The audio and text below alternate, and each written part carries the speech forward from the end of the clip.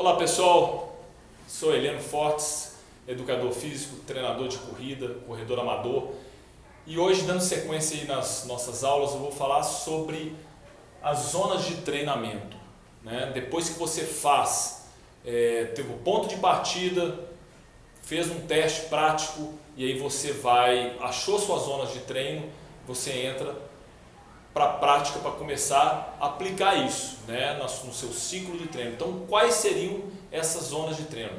Eu vou começar falando da primeira, que eu acho a mais importante, que é a base de tudo, que é o limiar anaeróbio, né? Então, quando a gente fala em limiar anaeróbio, o LA, o que seria isso? Limiar anaeróbio é a maior velocidade, o maior esforço correndo, né, que você consegue suportar por 60 minutos, tá? Então, atletas de altíssima performance conseguem suportar até 60 minutos. Corredores lentos também conseguem suportar, mas com um tempo de exposição menor, 45, 50 minutos. Mas uma boa relação que a gente pode pensar é que um corredor de alta performance que fez lá, acabou de bater o recorde mundial da meia maratona, 57 minutos e 31 segundos, né? Então a gente pode falar que dá 2 minutos e 44 por quilômetro.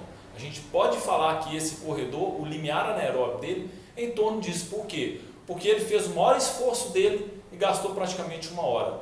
Então qual seria o pace de limiar dele? 2 minutos e 44. Ao ponto que um corredor mais lento, que completa uma corrida de 10 quilômetros em 60 minutos, a gente pode falar que o pace de limiar anaeróbico dele, de LA, é 6 minutos por quilômetro. Tá? Então a gente seguir esse raciocínio, ele fica fácil, porque o limiar, ele fica exatamente através dele, a gente consegue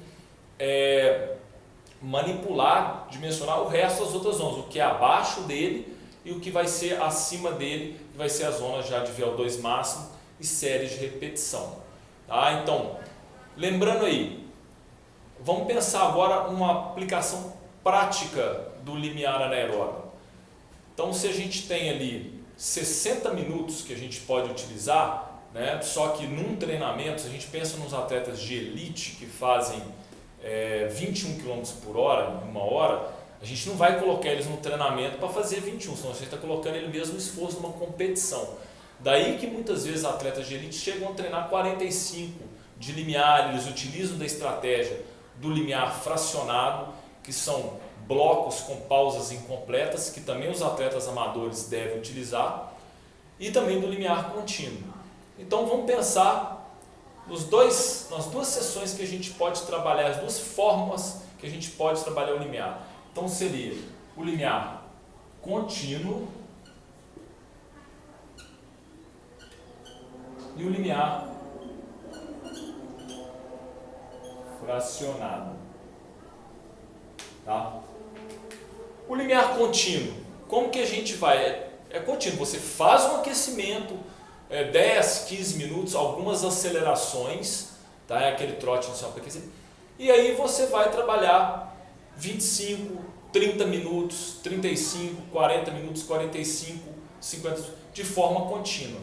Ele é um treino treino duro, né? Um treino muito difícil, porque principalmente para atletas iniciantes que não conhecem essa zona do limiar. Então é uma estratégia você antes trabalhar com limiar fracionado, então o limiar contínuo você já usar para atletas mais experientes, que têm mais noção de ritmo, e você fazer uma progressão em que você comece no início da temporada com 25 minutos, 30 minutos, 35, podendo alternar uma semana sim com uma semana não, de limiares fracionados.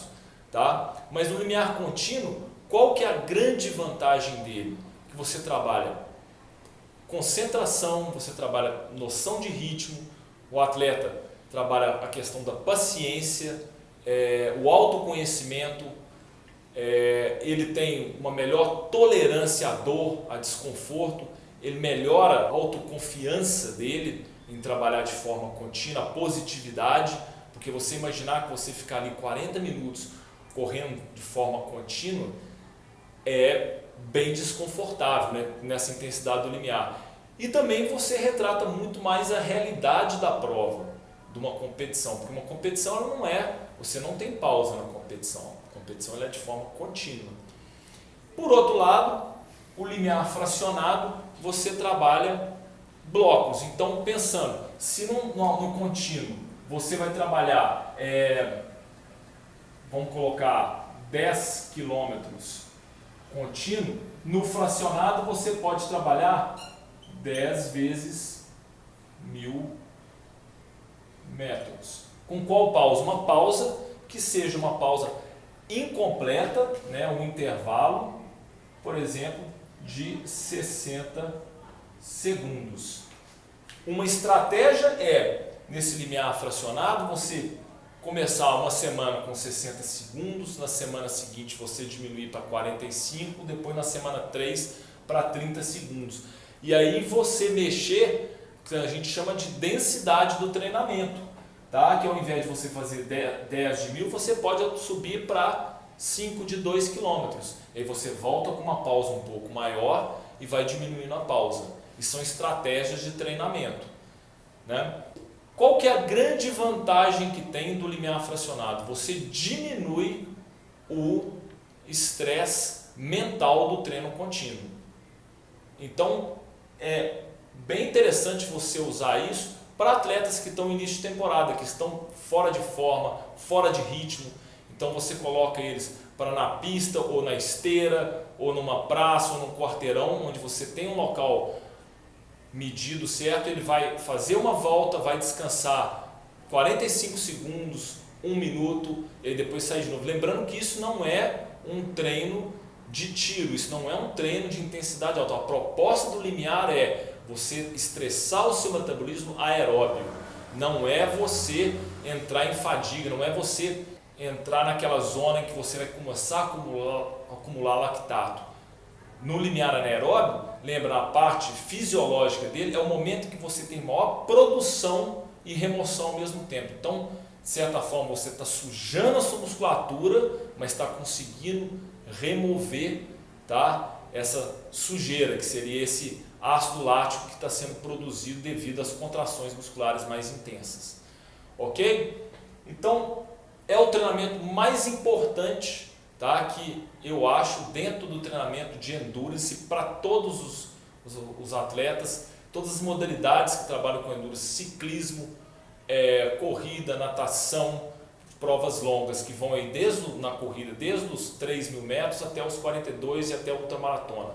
Você deve trabalhar muito o limiar anaeróbio, é o treinamento mais importante aí, que tem a sua base, né? Fortalecer a base aeróbica, o seu endurance, né? Então, pessoal, agora que já falamos do limiar anaeróbio, outra zona de treino que é a zona do VO2 máximo, né? Então, a gente falar de VO2 máximo. O que significa VO2 máximo, né? Volume de O2, volume de oxigênio máximo. É a máxima captação de oxigênio que você consegue ter quando você está correndo, quando você está correndo, nadando, pedalando, fazendo alguma atividade aeróbica. Então, uma intensidade muito alta, tá? Mas que você consegue suportar. Mas você consegue suportar por quanto tempo? No máximo 12 minutos. Tá? Então, é o tempo de exposição que você consegue suportar máximo 10 a 12 minutos. Daí que a gente falou na outra aula sobre os testes práticos. Quando a gente fala do teste de VO2, que a gente vai ter um tempo de exposição no máximo de 10 a 12 minutos. Mas onde a gente trazendo para cá, para falar sobre essa zona de treino, o que a gente pode pensar aqui quando tem isso? Em que você não vai colocar para um seu atleta uma série de 12 minutos, a não ser que seja um teste. Então, um dia em que você vai treinar uma sessão de VO2 máximo, você tem que otimizar isso. Qual vai ser a série, ou quais vão ser as séries que vai ter melhor estímulo, vai ter uma melhor transferência para melhorar o seu VO2 máximo, melhorar depois também o seu limiar e as outras zonas. Olha, a gente pode trabalhar tanto com séries curtas quanto com séries mais longas, mas um tempo Interessante de você trabalhar é um tempo em que você tem um estímulo de 5 minutos, tá? Então, 5 minutos, né, vai ser uma série de 5 minutos. Então você vai fazer, por exemplo, 4 séries de 5 minutos, 5 séries de 5 minutos, 3 séries de 5 minutos, dependendo do nível do atleta. Atletas de alta performance chegam a fazer 6 séries de 5 minutos, né, 6 séries de 4 minutos e meio. Aí vocês vão me perguntar, né, 6 séries de 4 minutos e meio, por quê? 4 minutos e meio a gente tem que sempre pensar no tempo para transferir, transformar em distância, né? Um atleta de alta performance, um campeão olímpico dos 10 mil metros, ele vai fazer, treinando no VO2, em 5 minutos ele corre 2 quilômetros. Então se você pegar 5 minutos, ele vai fazer 2 quilômetros, 5 minutos e 10, 2,35 por quilômetro. Tá? Isso a gente pensando na alta performance. Eles chegam a fazer 5 de 2.000 ou 6 de 1.500 metros. Trazendo para o nosso mundo de amador para atletas amadores, você pode fazer pensando os 5 minutos dele ser 1 quilômetro, dele ser 1.200 metros, dele ser 1.500 metros. Tá? E aí dentro disso você faz a pressão, ou por tempo, ou você pode fazer 4 de 1.500, 5 de 1.200, 6 de 1.000 metros. Não necessariamente precisa ser 5 minutos, mas da onde que vem esses 5 minutos?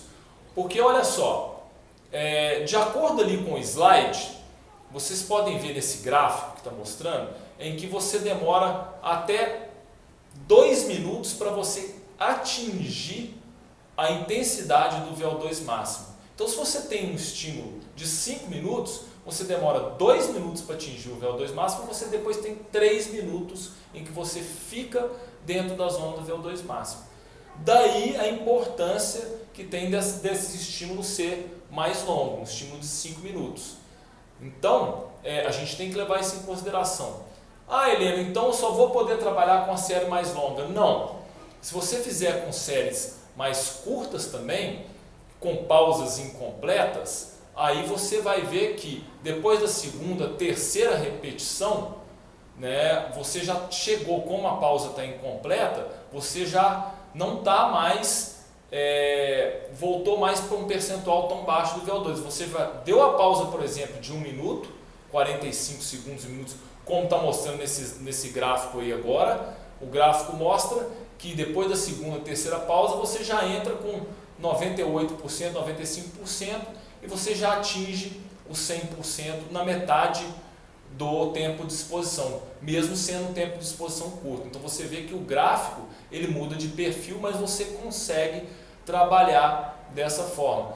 Então você pode utilizar uma série longa, que seria 4 de 5 minutos, 5 de 4 minutos, 6 de 3 minutos, sempre pensando quando você for montar a sua série de VO2, em que ela tem que, qual que é o tempo total, o somatório total que você vai ter, para que você não faça aí 40 minutos de VO2, que isso não existe, você não vai conseguir fazer. Atletas de alta performance chegam a fazer 25, 28 minutos de VO2 máximo.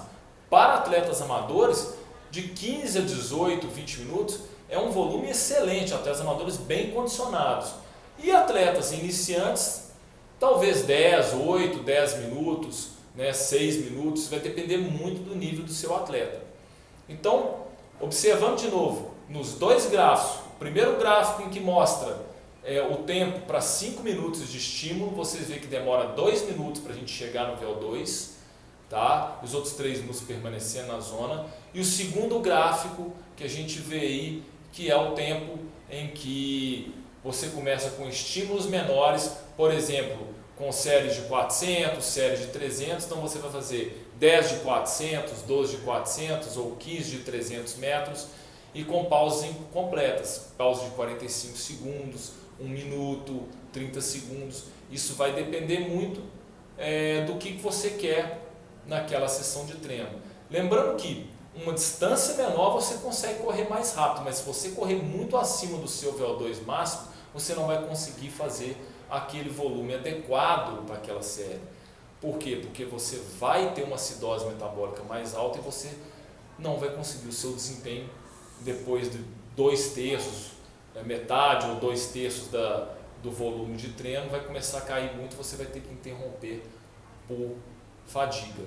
Ok? Então fica aí essa a parte de VO2 máximo. Ó, pessoal, depois de falar sobre a zona de VO2 máximo, agora eu vou falar sobre a zona da série de repetição. O que seria isso, série de repetição? Vamos colocar como rep aqui. O que é isso? Como que é essa série? Essa série tem como objetivo principal trabalhar anaerobicamente. Então você trabalha com ausência de oxigênio. Vixe, quando a gente pensa isso, quem já corre, quem é treinador ou quem já corre mais tempo, já escutou isso, sabe que quando a gente fala em exercício anaeróbico, vem sensação de dor e desconforto. Realmente, é uma série difícil e por isso a gente precisa, como uma série dura, a gente precisa de pausa grande de recuperação para que você consiga realizar a próxima série com a mesma qualidade que você fez a outra, tá? E que para também, o segundo motivo dela é você melhorar a economia de corrida. Então são os dois principais fatos que a gente trabalha aí na série de repetição. Economia de corrida e o trabalho anaeróbico, melhorar a sua velocidade. Então vamos lá, como que pode ser feito essa série de repetição? Imagina que você quer correr, praticamente não no seu máximo, mas você quer melhorar a sua técnica de corrida e que para você não perca esse gesto motor, você vai, qual que é um tempo que você consegue fazer isso? Correndo muito intenso, 45 segundos, 50 segundos, 1 minuto. Então no máximo atletas bem treinados até 1 minuto e meio. Uma sugestão seria de 40 segundos a 60 segundos. Isso envolve séries de 200 metros, 300 metros e até 400 metros. Ok? Então nós vamos trabalhar com essas 3 séries aí, que é um trabalho interessante de ser feito tanto na pista de atletismo ou também até um trabalho que você pode fazer em rampa, em inclinação. Mas lembrando, quando você for fazer esse trabalho na rampa, ele não pode ser uma rampa com uma inclinação muito alta. Por quê? Porque se você fizer ele com uma inclinação grande, você vai perder o seu gesto motor, você vai começar a mudar a maneira com que você corre. E isso não vai ter a transferência necessária para a hora que você for correr no plano. Daí você me perguntar qual que é um percentual de inclinação, quantos por cento? Não sei, nunca medi inclinação, nem mesmo na esteira, mas tem pessoas que usam 2, 3%, então seria aquela rampa na rua em que você não vai sentir que você está correndo muito mais lento do que se você estivesse correndo plano, em que a sua frequência de passada vai ficar praticamente a mesma do plano, mas que você vai sentir já que você está tendo uma exigência maior do quadríceps, uma exigência maior de glúteo, tá? Em que isso também vai te ajudar a inclinar seu tronco um pouco para frente, aquelas pessoas que correm de forma muito ereta, tá? Vai melhorar um pouco essa inclinação de tronco, que vai ajudar um pouco aí também na mecânica de corrida, na economia de movimento, tá? Então série de 200, 300 e 400, qual que seria a pausa? Olha, a pausa a gente pode fazer uma pausa dinâmica, uma pausa ativa, que é séries com 200, então você faz 12, 14 repetições de 200, com 200 de trote, bem leve, 10 a 12 de 300, com 300 metros de trote, ou 8 a 10 de 400, com 400 metros de trote. Lembrando que, como essa série de repetição ela tem um intuito anaerobicamente, então são velocidades bem mais altas, a gente vai correr numa velocidade para a gente se situar isso aí, entre a velocidade de 1.500 metros até a velocidade de 3.000. Tá? Ah, mas eu nunca corri 1.500 metros, eu não tenho ideia de qual que é a minha velocidade de 1.500 metros. Olha, você tem que pensar que a sua velocidade de 1.500 metros é uma velocidade mais rápida do que a de 3.000. Então ela vai ser 5, 7% mais rápido do que a sua velocidade de 3.000 metros. Então se você faz aí 3.000 metros em 12 minutos, que é 4 minutos por quilômetro, tá? Você vai fazer 4 minutos por quilômetro, são 240 segundos. Você tirar 10% disso, são 24, né? 24 segundos. Pegar 7% disso, vão dar em torno de 15, 18 segundos. Então você teria que correr aí uma velocidade de 3 minutos e 40 por quilômetro, 3 minutos e 45, seria a sua série de repetição para você ter um benefício de trabalhar nessa série de repetição da forma certa. Então, com a pausa adequada, porque não adianta se você fizer uma pausa curta, você não vai conseguir também fazer um volume adequado, que esse volume também não deve passar muito do volume de 3 km, porque não está entre a velocidade do 3.000 e do 1.500, então você vai conseguir correr um volume de 3.000 metros somente até no máximo a velocidade de 3.000 que você consegue, tá? Então seria 10 de 300, que dão 3 km, 8 de 400, 15 de 200, 14 de 200, por 3.000. Se você for trabalhar no 1.500, aí você vai fazer 8 de 200, que vai dar 1.600 metros, a distância da milha. Aí é uma velocidade bem mais alta, tá? Lembrando que aí, quanto mais intenso você fizer a sua série, maior deve ser a sua pausa de recuperação. A sua recuperação deve ser maior. E lembrando sempre que você deve respeitar as 48, 72 horas para um treino de qualidade. Então, se você fez um treino de limiar numa segunda-feira, você não vai fazer uma série de repetição na terça. São 48, 72 horas para você fazer a próxima série. Então, quarta-feira ou na quinta-feira você vai fazer essa série de repetição. Aí você vai ver também como que isso vai enquadrar no seu ciclo de treinamento. Ok? Então, pessoal, agora vamos falar sobre a sessão dos treinos longos, né? Para que serve um treino longo? O que é um treino longo, né? Um treino de 10 km ele é longo? Depende. Um treino de 20 ele é longo? Também depende do atleta, da fase que você está. Um treino de 20 km, para um atleta que vai correr uma maratona, atleta experiente, ele não é um treino longo no ciclo de maratona. Um treino longo para um atleta que vai correr uma maratona e um atleta experiente é um treino de 30 km, 35 km, que vai ficar ali 2 horas e 15, 2 horas e meia correndo, né? Mas para um atleta amador iniciante, um treino de 10 km que ele vai talvez fazer 70 minutos, né? Pode ser considerado um treino longo. Então vamos pensar, para que serve o treino longo?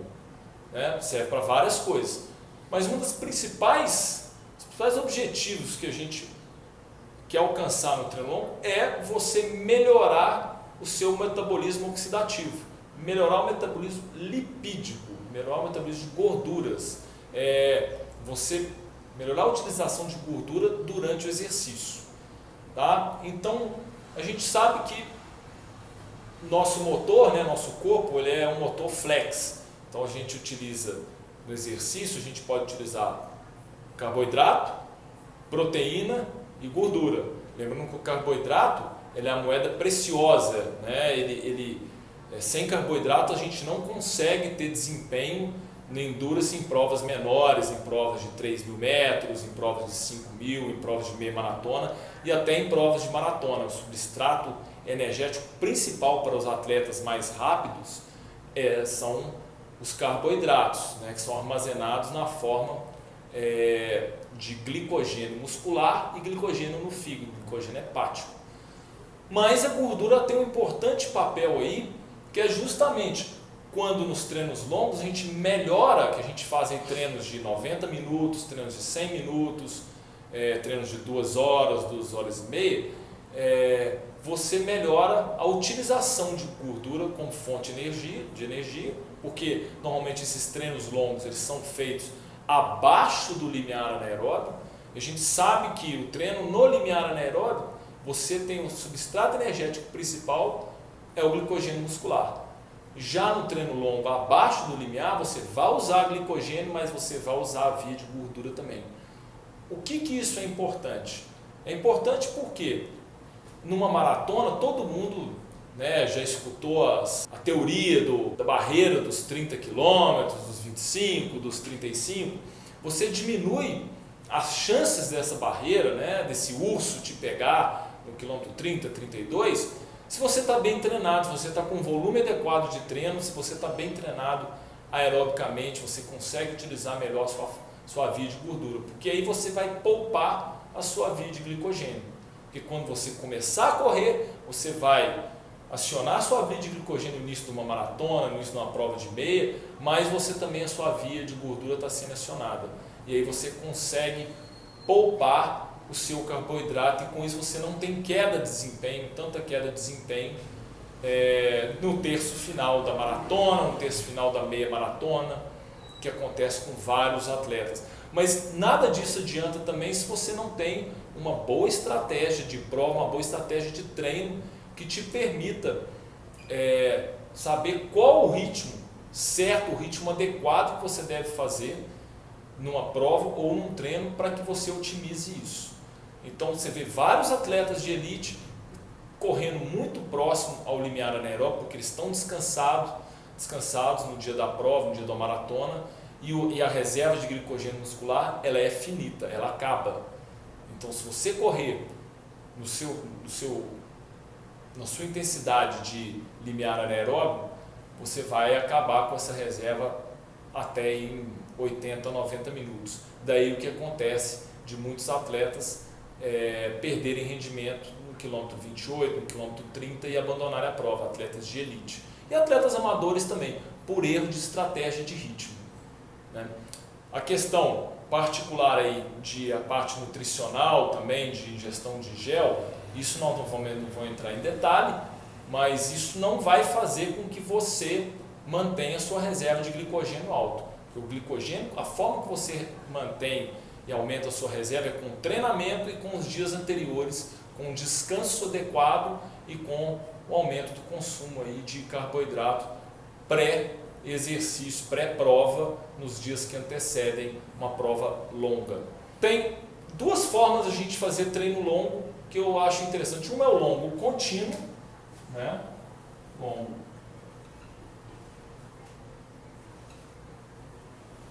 E a outra, o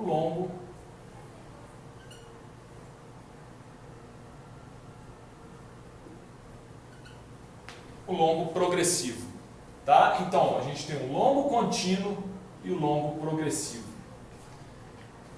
Qual que é a vantagem do longo contínuo? Ele pode também treinar mais a nossa capacidade de sustentar o ritmo, né? A mentalização, da visualização, de você ter essa capacidade de autoconhecer qual ritmo você está, mesmo sendo um ritmo ligeiramente mais lento do que um ritmo de maratona, um ritmo de meia maratona, enfim, não interessa o ritmo da prova, mas você conhecer um ritmo adequado.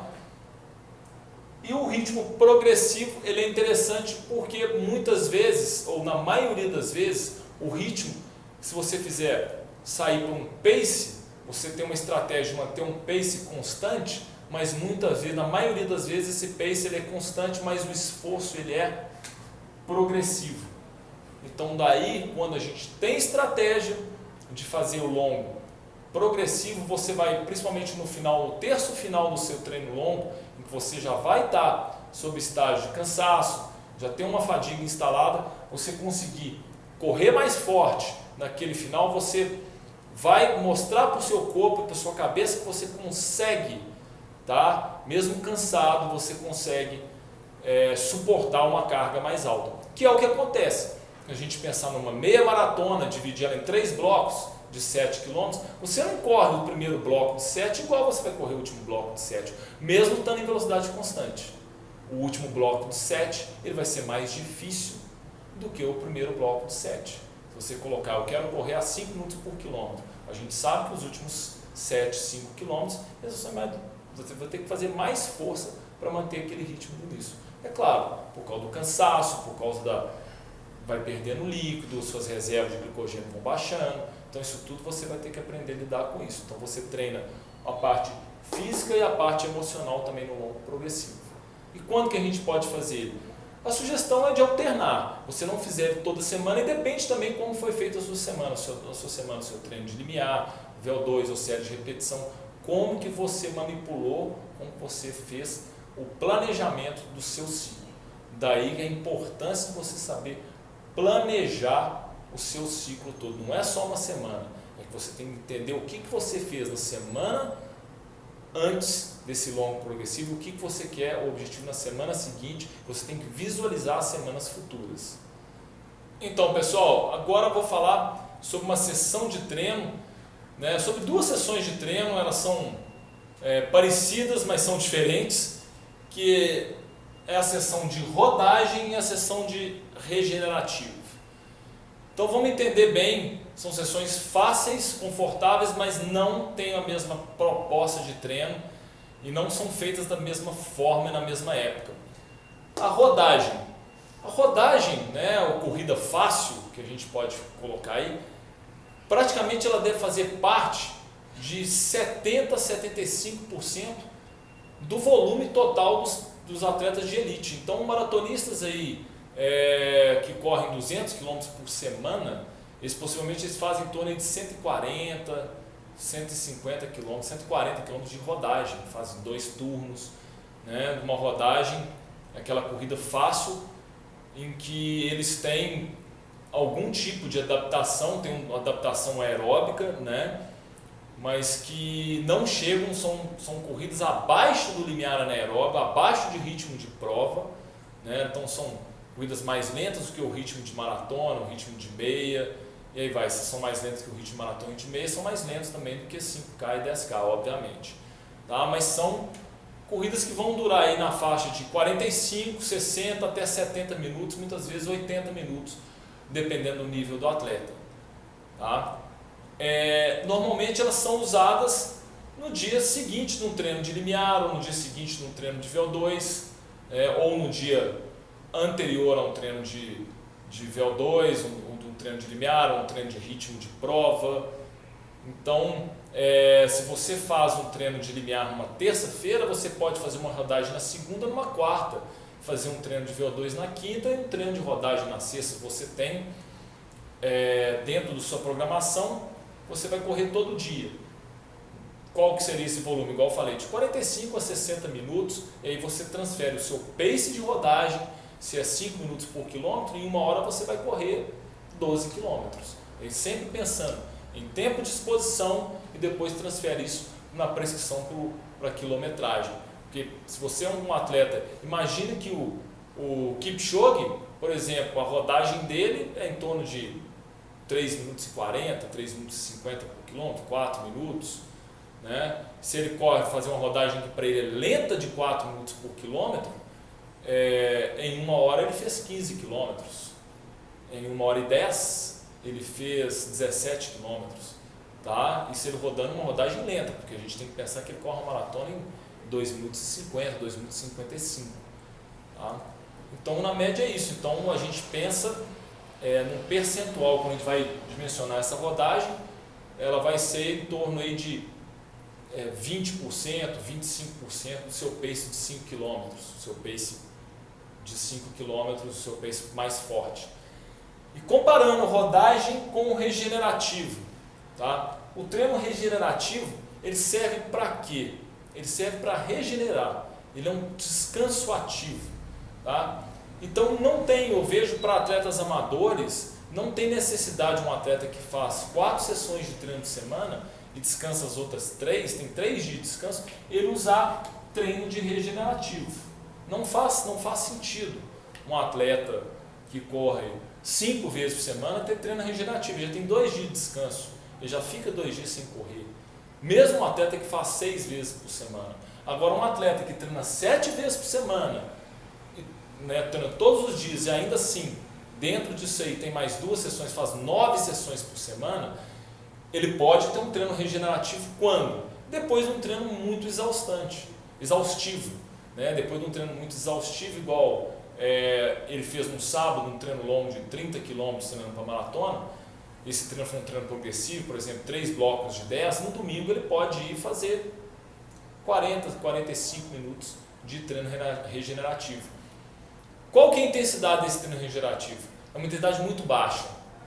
A gente nem preocupa com o pace, ele é um pace que não interessa o pace, interessa você correr, tá? Correr numa intensidade baixa, ele serve para o quê? Aumentar o aporte sanguíneo para a sua musculatura, esse sangue rico em proteína para poder ajudar a fazer a reparação tecidual, que a musculatura está ali, uma série de microlesões, também ajudar a fazer uma remoção de metabólitos que foram ocasionados, acumulados aí pelo treino longo. Não é lactato, tá pessoal?